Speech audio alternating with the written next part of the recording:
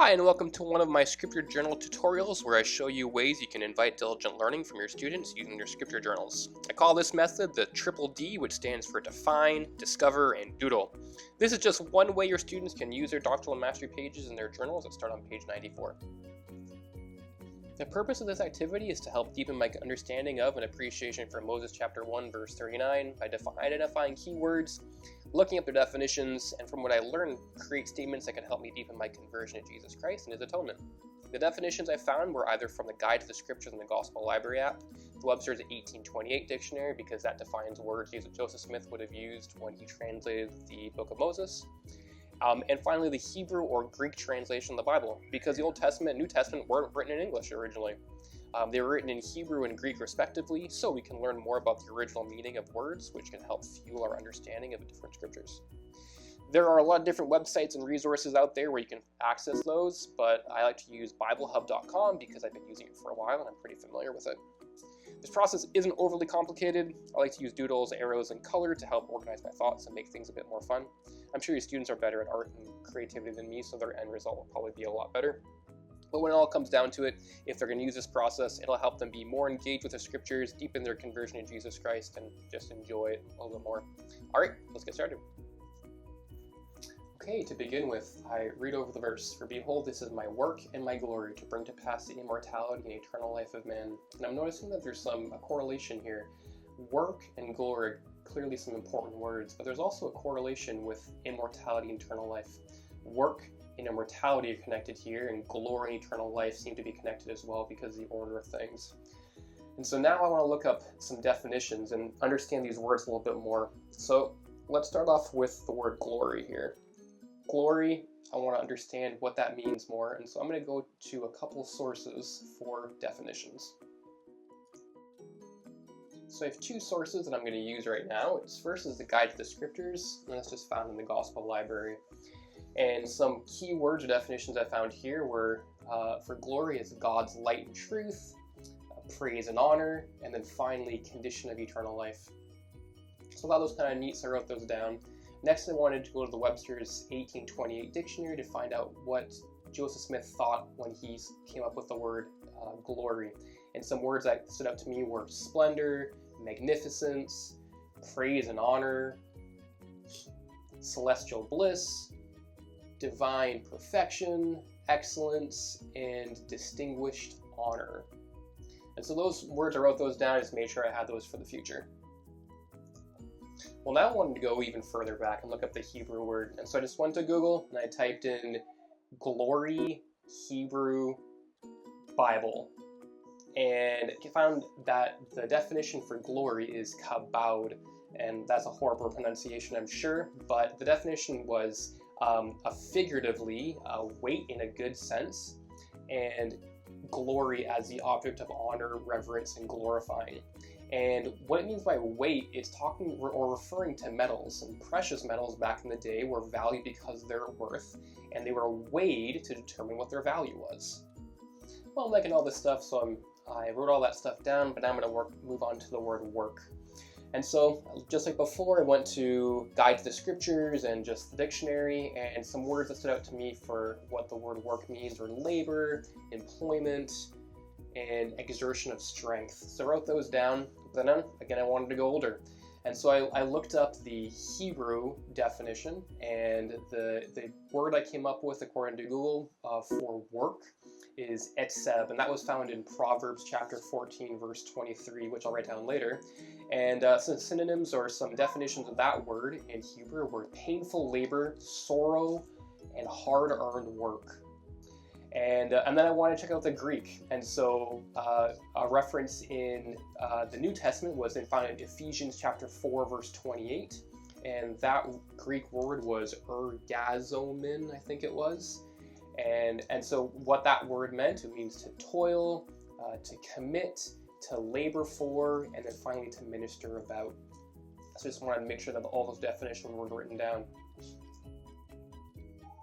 Well, now that I have all these definitions written down, I'm looking for connections here.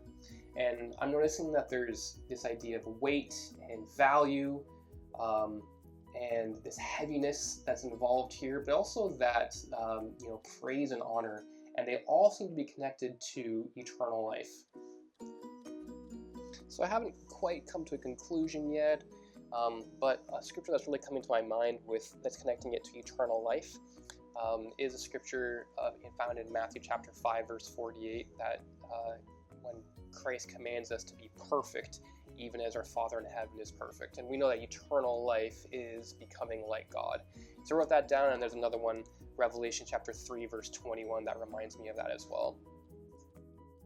I want to do a similar thing to this idea of work and how it connects with immortality. So these words really stood out to me, where this idea of painful labor and sorrow and hard-earned work, how those connect with immortality. It seems that in order for Christ to bring about our immortality, it involved a lot of excruciating and difficult work here. So I want to make that connection and made it a little bit prettier as well. Some scriptures that talk about the price and hard work that Jesus paid for our immortality are Alma 7, 11 to 13, and then 1 Corinthians chapter 6, verses 19 and 20. So now that I had the defining part done, I want to discover some conclusions that can deepen my understanding of and conversion to Jesus Christ. From the definitions I've discovered that there is a connection between immortality and painful, sorrowful, hard-earned work. I've also discovered that the value, worth, and reason for honor and praise is connected with Jesus Christ's power to grant us eternal life. So the statement I put together then, to summarize this, is bringing about the immortality of mankind was painful, sorrowful, hard-earned work for Jesus Christ. Also, Jesus Christ's immeasurable worth and the reason for his universal praise is his power to exalt humanity, enabling God's children to achieve a life like God's, which is eternal life.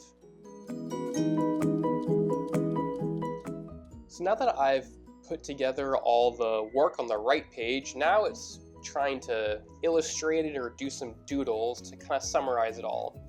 And so, left-hand side, I've drawn a picture of someone glorifying someone, and wrote the scripture Matthew 5:48, this idea of we glory Christ because he enables us to be perfect. The top right-hand side, start drawing some symbols that represent the hard work that Jesus Christ went through. And I really like these connecting statements. Bringing about the immortality of mankind was painful, sorrowful, hard-earned work for Jesus Christ, but then continues that Jesus Christ's immeasurable worth and the reason for his praise and glory is his power to exalt humanity, enabling God's children to become like him. And so now it's just adding some extra stuff. I like this concept of weight, and I want to really remember those key words in Hebrew. So I'm going to draw a picture of that. And then finally, all I'm going to be doing is just making it a little pretty. Add some dark highlights and some color.